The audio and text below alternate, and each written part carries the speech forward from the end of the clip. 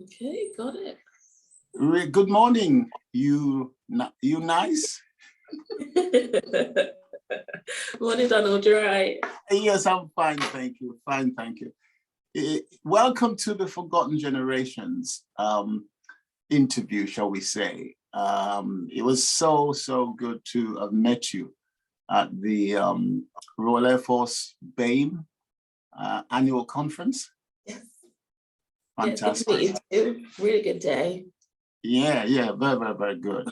And prior to that, we were in correspondence because you sent out all the details and etc. So I didn't even know I was going to meet you on the day, but it was just fantastic to be there. And then, of course, it all developed into us meeting now and to go through an interview, really. So again, thank you very much for that. Yeah. I'm going to ask you a series of questions and you just answer them accordingly. Okay. So I'm going to start with where were you born? So I was born in Coventry in the West Midlands. Okay. And I spent my whole life there until I joined the Air Force and moved away.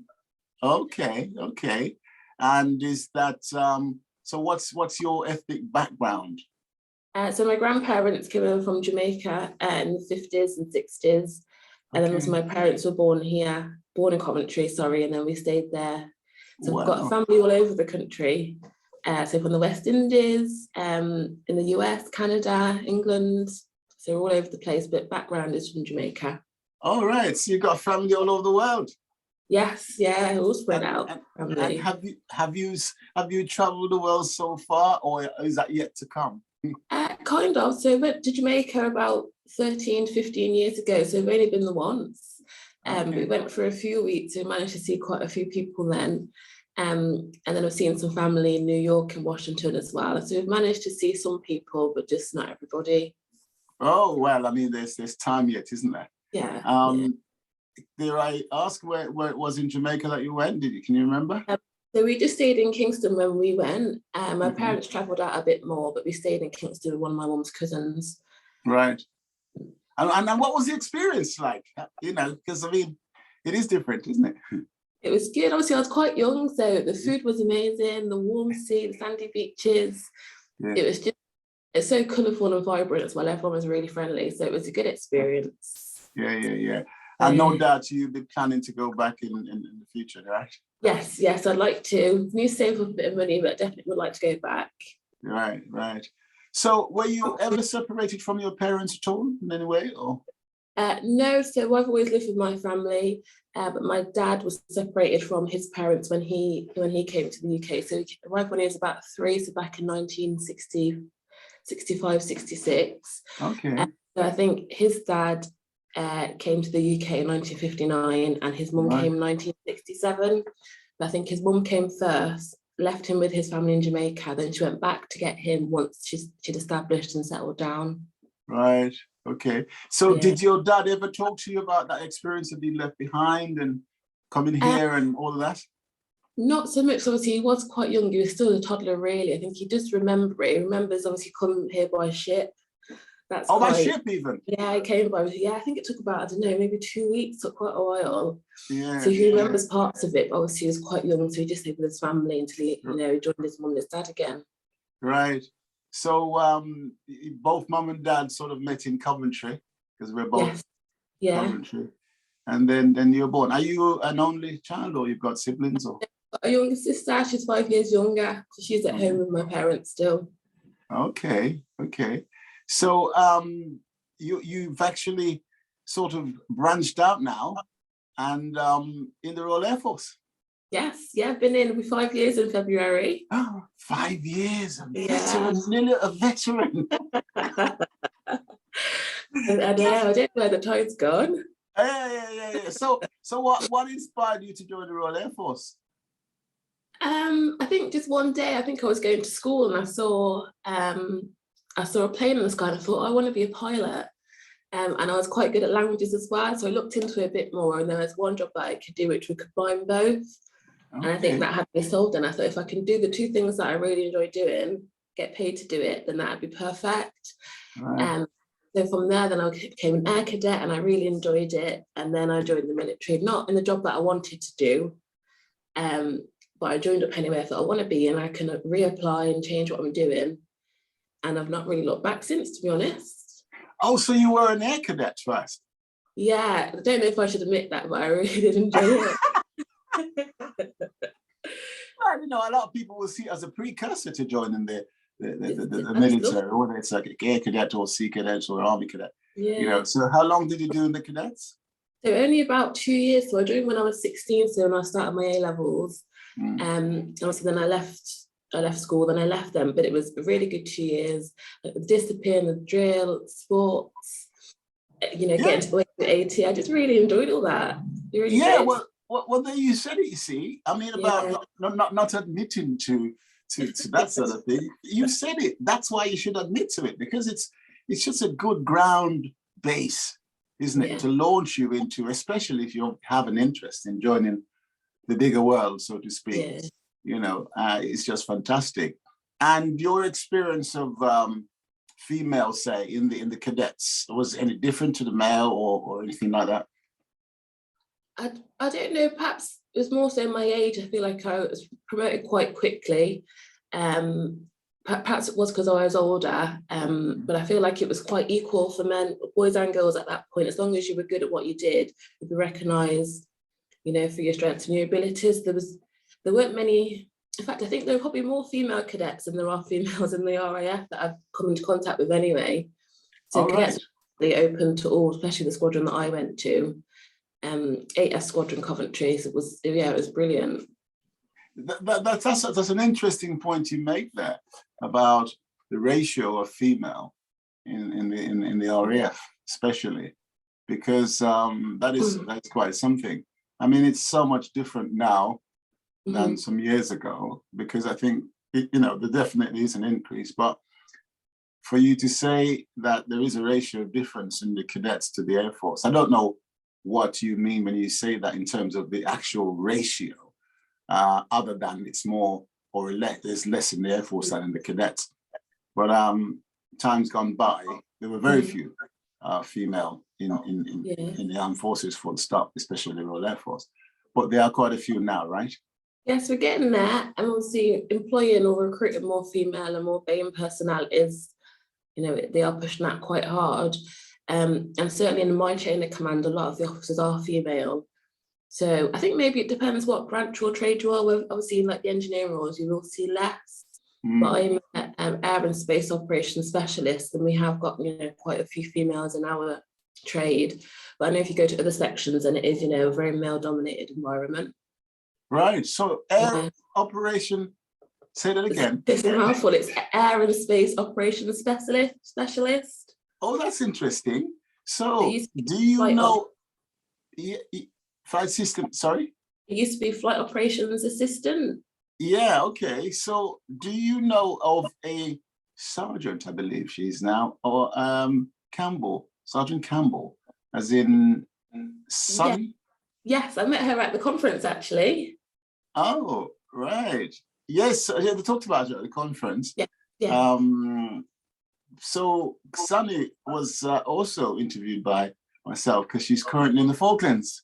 Oh, really? Oh, yes, she's in the Falklands, and I did a podcast with her a few months back, which was great.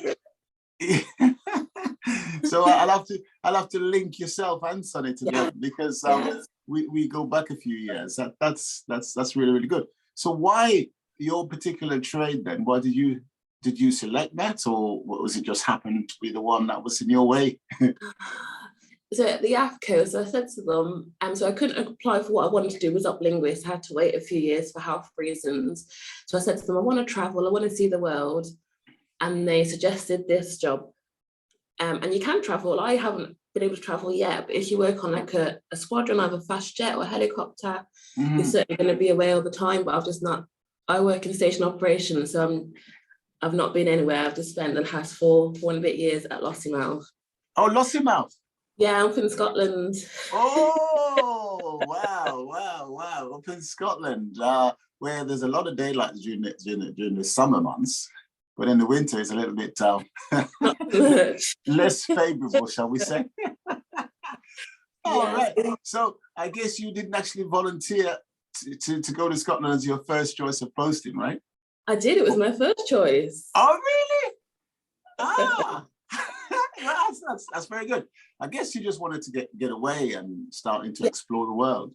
That's it. I say I wanted to travel, so I thought, well, send me up to Scotland. Obviously, it's very far away from home. Yes. And I've been to Scotland before I joined up, but I thought I'm Yeah. going to see a different part of it. Yeah. Like, So, outdoors, I'm quite active, and obviously I've got all that on my doorstep, so I thought it would be the perfect place to go. and so far, how's it been in being in I love Scotland? it. Yeah, the Really? location is fantastic. Yeah. Absolutely brilliant. So, I mean, you talk about traveling and being on the frontline squadron and fast jets and that sort of thing. What's the possibilities there? So it's really good. So we can if there's the space is available, then our warrant officer can look to move us around. Mm-hmm. So if you want that kind of experience, you can. It's pretty easy. Not so much for a first tourist, but if you've got a bit of experience, within 18 months to 2 years, you could certainly go on a squadron. Then obviously, then you stay there for 3 or 5 years. So it is definitely a trade. If you want to travel, you can. So the typhoons, they go to Vegas, California, into Malaysia, Oman, Israel. So you really will see the world. Oh, excellent. Yeah. You mentioned Vegas. That would be a nice place to go. Yeah, I think they really enjoy that. So one of the squadrons goes there like every year. Right. It's fantastic. Yeah. So what are your possibilities then of going to places like a little bit more remote, like the Falklands and that sort of thing? Is that within? Yes. So with us, I think the turnaround's every 4 to 5 years. Mm-hmm. So one of the girls that I went through training with, she's actually headed out to the Falklands this week. Oh. I should be due to move, an out of area soon. Whether it be the Falklands, it could be, I think, Oman, Minad, Masana. Yes, but every 4 to 5 years, you'd expect to go away as an SAC. So it could be around the corner for me.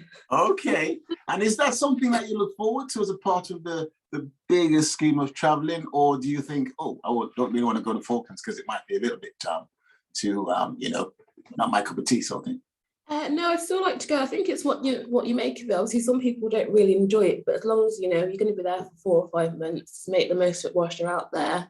Mm-hmm. So it would be good to go away, get a bit of extra money. You see the bigger picture really, because when you just sat at Lossy doing the same thing day in day out, you kind of lose. You've got a bit of tunnel vision, so it would be good to see what we're doing in other parts of the world. Yeah. So I think it would be good.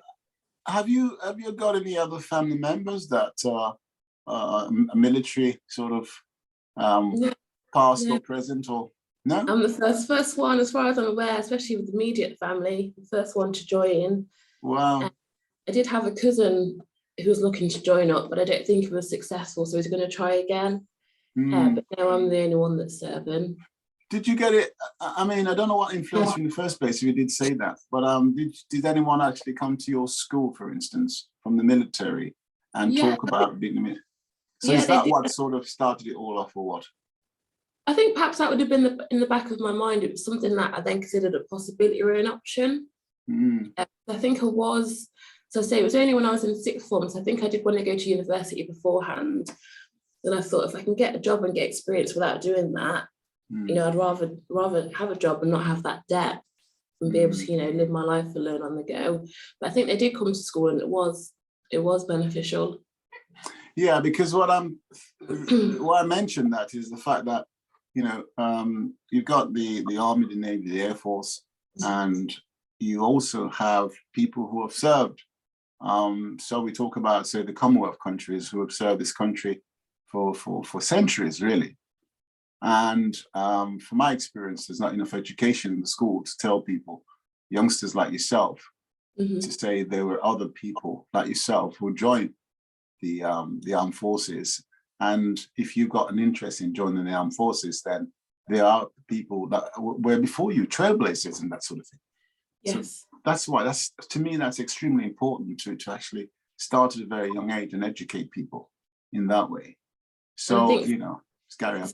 Especially in certain cultures, obviously there aren't many people from ethnic backgrounds in the military. So it's not really, unless they want to do it, they're not really going to be aware that that's a possibility.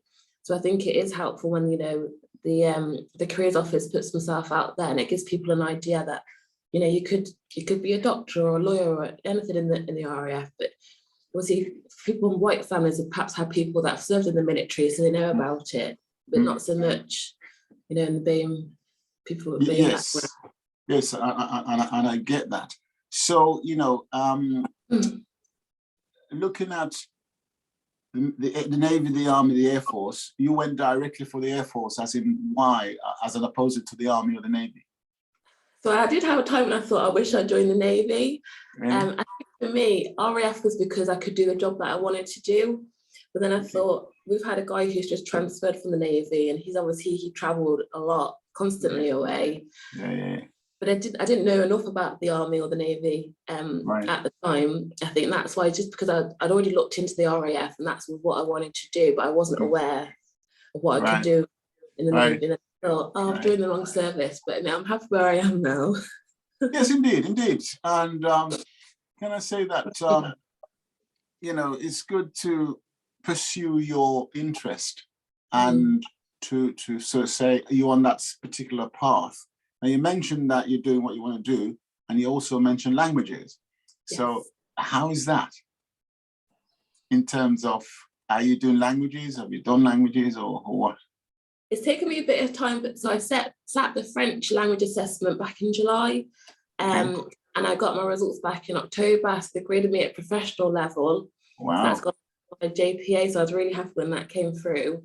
So I think I can now apply for exercises where they might need a French speaker, or if they're going to trawl for a French speaker, then I could come up in those trawls, which is what I want, you know, because I just feel like I'm losing the skills because I'm not using them. Absolutely, and you will lose the skills if you don't use them. So French, is that your favorite language, or, you know, ever consider like German or any other talent? So I did French and German at school. I did them at A level, and then I went and lived as a nanny in France and Germany. Really? So yeah, before I joined up.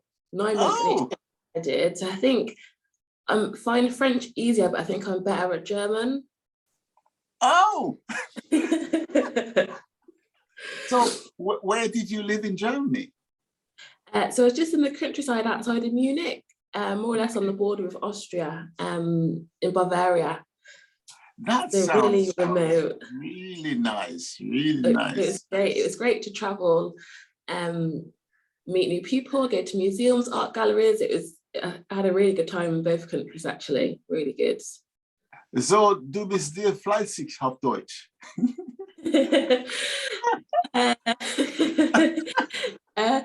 Deine Deutsch is better as mine. Das glaube ich nicht. So, yeah, that's so good to hear that, because I think that's one of the things in life that a lot of youngsters, and shall we say, probably in my experience, don't bother to explore languages. It's so important. So it's just great to hear that you've actually gone and lived in France and Germany. That is so good to have behind you, because if you keep those two languages up, if possible, then it opens up the way for you.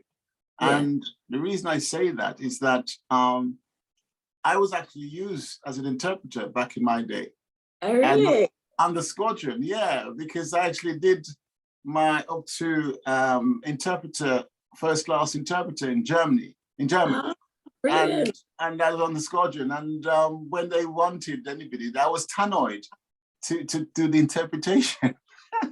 That's fantastic. Oh, it's so good. Yeah, so that's why I'll encourage you to actually keep that going, because it does work in your favor, and you just don't know when it might happen. Yeah. So that's fantastic. Brilliant. So how do you see your career actually being carved out at the moment going forward? Is it on track, or you feel, you know, want to be further, or whatever?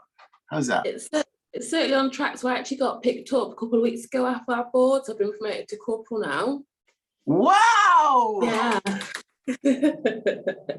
Fantastic. Thank you. Thanks. So I'm certainly in the right direction. Great. So what are the possibilities going forward? I mean, in terms of, you know, because the Air Force, like you say, is quite diverse, from different trades and whatever. And I know some trades, from experience, of course, is that you quicker promotion, and some are a little bit slower. So what is it like in yours in terms of getting up the ranks? So I think usually it's 5 or 6 years between the ranks. I think it's a bit harder once you get to sergeant to flight sergeant. And our grade has just merged with the scopers, so the people that work in the bunkers, we're now amalgamated. Right. Which opens up the jobs that you could do. You know, you could work at Scampton or Bournemouth doing that kind of thing. So we've got more opportunities now in our trade. Okay, that's good. But I don't know if I'd like to commission or if I'd like to try for aircrew again. Now that I've got, you know, the next 20 years is sorted for me, I'm not sure what I'm going to do, where it's going to take me, if I'm honest. Oh, so you say again, try for aircrew again. Did you actually try for aircrew? Yeah, so I've tried before I actually joined up, and I've tried twice since I've been in, but I just can't pass the aptitude test. So I'm improving each time I do it, but I just can't quite hit what I need to hit. So I think you've got until you're 32. So I've still got a good 5 or 6 years to keep trying for it, because that is still my dream at the minute. But now the fact that I've got that language tick, it's not Arabic or Russian, but it's certainly a start. So I can still use my languages. So I don't know whether I don't need to be aircrew to, you know, to be a linguist now. So, well, you know what? I'm telling you now, you have got what it takes to be an officer or aircrew or a commissioned person. Yeah, I'm saying it now. All right. And if you want my backing going forward, thank you. I'm giving that tick in the box. I'm saying this because obviously, you know, you can go up the rank and get to whatever rank you can, the very top one, officer. But it does make a difference at the end of the day if you were to be commissioned, because at the end of your service life, it makes a difference in terms of pension and all that sort of thing, right? Which a lot of people don't look at. You know, when we're young, we don't look that far ahead, do we? Because we think it's for the old people. But I say to people, if you do the time and you can get to the highest rank, do it, because you've done the time anyway, because the pension will matter at the end of the day. And it's not just that, being an officer will obviously give you certain other privileges that you can enjoy. You know, it's not that you won't enjoy your service life here, as in this non-commissioned sort of world. But I would certainly encourage you to continue to try for that. Yeah. And when I see group captain, we'll never say never, who knows? Pardon? I said never say never, who knows? I'm going to be the first to salute you. That would be fantastic though, because when we met at the Bain conference, there was a little bit of an eye-opener there in terms of the rank structure, which is so different from when I served. You know, there were so many Bain people in all the different ranks, you know, from Warren Officer right up to Air Vice Marshal, you know, so extremely encouraging. And of course, you've got the place where you can go to for advice, the network. Is that right? Network advice, So you can actually get a mentor, you know. So if you do it, take advantage of your mentor and say, this is what I would like to do. And being a Commodore or group captain, whatever, they very likely coach you into the right direction. All right. So take advantage of that. Absolutely superb. So tell me, since you've joined 5 years ago, I believe you said, what's been your experience as a Black female in the Royal Air Force? So it's been a very positive experience. I've only really had one issue with one of my colleagues, and that was quite recently. But otherwise, people don't look at me for the colour of my skin. It doesn't feel that way anyway. I'm just judged on my ability and how I am as a person. So that's been quite refreshing for me. I know it's not that case for everybody else. And some people really do struggle. But thankfully, I've been in a working environment where it's not been an issue. And like before I joined up, I was like, you know, how can I have my hair going through training? And there's little things that you worry about and you've not really got. Didn't know who I could ask about that. You know, and I asked the core staff, male, white, and they were kind of like, yeah, it should be okay. And obviously they weren't really sure. But otherwise, it's been quite positive. People want to learn. People do ask questions. Like they always make a comment on my hair. And it's like, if I was white, you wouldn't be saying anything. But obviously, my hair changes, and they're quite interested and intrigued. So people it's like a positive curiosity or innocent curiosity. People like to ask questions. Absolutely. That's an interesting statement. You say it's a positive curiosity rather than a negative one, because I know exactly what you mean, because I've seen the difference. Yeah. I've also, you touched on something about hair. Yeah. Now that's got a big thing. Well, it certainly was. And I guess it still is, because when I spoke to Sunny, when I interviewed her, that was one of the things that she was so not sure how she was going to be received when she joined. And if you listen to her podcast, you will hear all of that come out. So I know that was an issue for BAME people, especially people with Negroid hair in the past. So it's great to see that's been addressed now. So I was speaking to one of the girls at the conference, and she joined about 8 years ago. And she said that they made her take her braids out when she went for training. So then she came back with an afro, and so then that wasn't going to fit into a beret. Like, can you not put your braids back in? Like, it's not that simple. Oh, right, okay. So people have had issues with their hair and what's allowed, but obviously now the policy has changed, and you can have braids, you can have dreadlocks. So yes, we have finally moved with the times. That's quite radical, isn't it? When you see a soldier or whatever and they've got dreadlocks. I mean, back in the day, what? No way. So yes, you've got to move with the times. And because there is actually an issue with very few BAME personnel joining the armed forces, I think they have to make sure that they don't actually fit with the times. Because the percentage is down. I don't know what your experience is in terms of male and female BAME in the RAF. So to be honest, I think there's quite a few BAME people at Lossy now more so than when I first arrived. But you don't really see them. Like if you're on the guard, if you're on gate on the guard, obviously you'll see them coming into work, but you don't really see them moving around camp. But it did take a couple of years. I thought, at one point I was the only black girl, but eventually I've started seeing more and more people. There obviously are out there, but I just don't know where they are, what units they're at, if they just stick in the same place. Because day to day, I'm the only black person in our building. And that doesn't bother me. I notice it sometimes, but it's never been an issue for me. But I think the numbers have increased, but you just don't really see them in the day to day. Yes. So, I mean, would you sort of advise other people? Has anybody ever come up to you and seen your uniform and says, you're nice, I mean, you look smart and I would like to be a part of that? How would you? No, I don't think anybody has ever come up to me, but I would certainly say go for it. Don't be rude because of, the colour of your skin or your gender. It's very inclusive. And if it's something that you want to do, don't let that stop you. Just join up. I've had so many good experiences and opportunities that you wouldn't usually have. And you'll be recognised, on the merits of how good you are at your job, how you are as a person. And that's completely been the case for me. So I'd say, go for it and don't worry. It's what you make of it, really.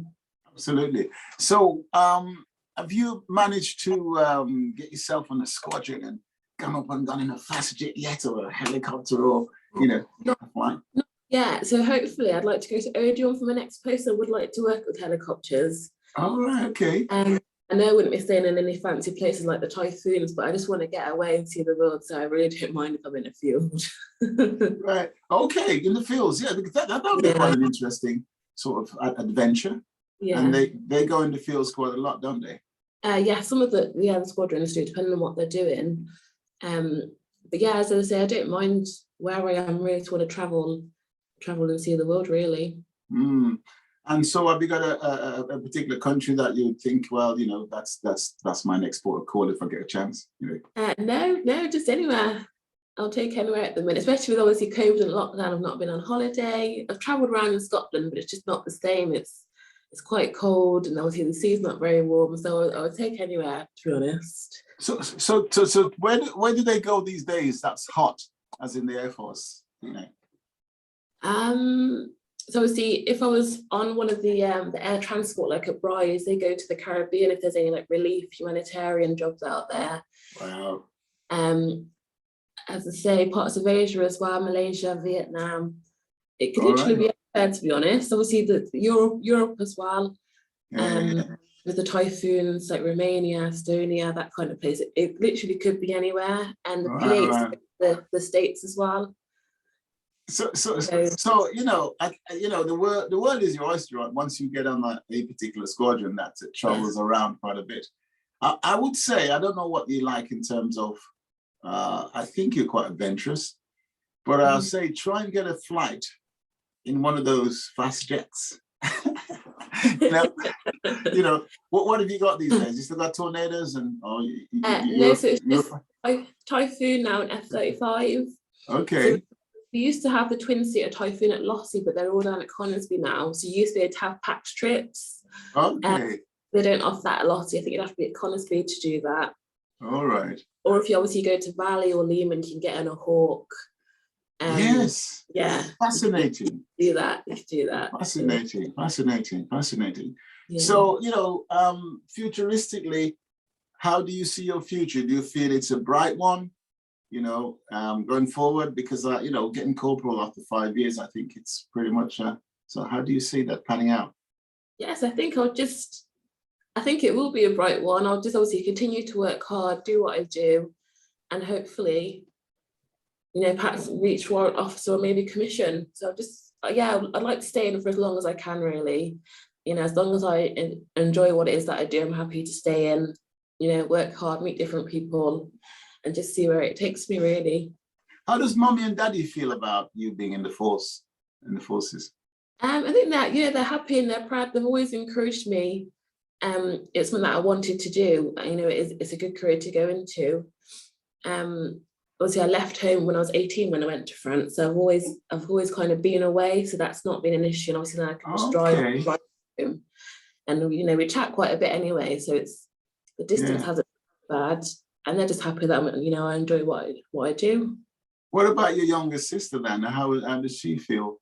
Do you have a discussion on this, or does she ever talk about, I think she did miss me at the start, but now she's getting a bit older. She's got a good job. She's quite happy, and obviously we do chat often, probably more so now than I did when I was at home. All right, okay.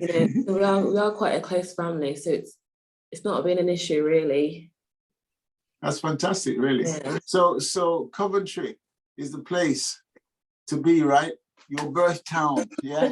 So, I always hear people say being sent to Coventry, but I've been there, it's fine. It's not a problem. I escaped. Sorry? I escaped. You escaped. It's fantastic. So have you got any questions that you'd like? I mean, because I've set this company up called the Forgotten Generations to talk to people like yourself, and to find out more about you as a BAME, Black person, female, all the different headings. Any particular question to I me? was just thinking, would you be happy for me to go to the network, the RAF BAME network, and put it to people if they want to get in touch with you and do podcasts for you? Absolutely. I could reach a lot of people doing that. Yeah. They can do an interview like this or a podcast, which is, obviously over the phone. I don't mind, because what I'm doing with the Forgotten Generations is getting not just a voice, but a visual to the world, so that we have a voice and people can see us. Because too long, I will say it loud and clear, that Black people, the stories are not being told.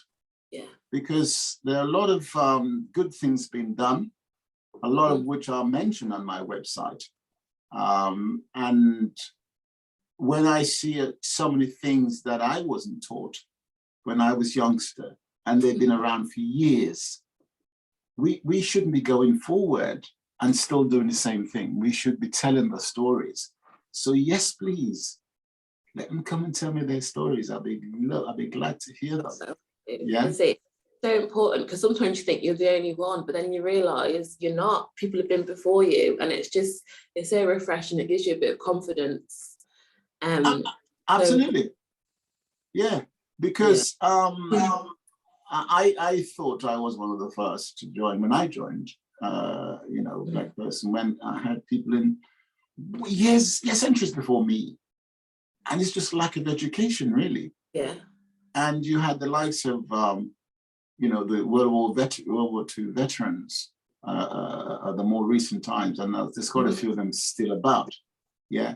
And I tried to get their stories, and I tried to get them to meet people like yourselves and you to meet them, you know, so that they can pass on their stories.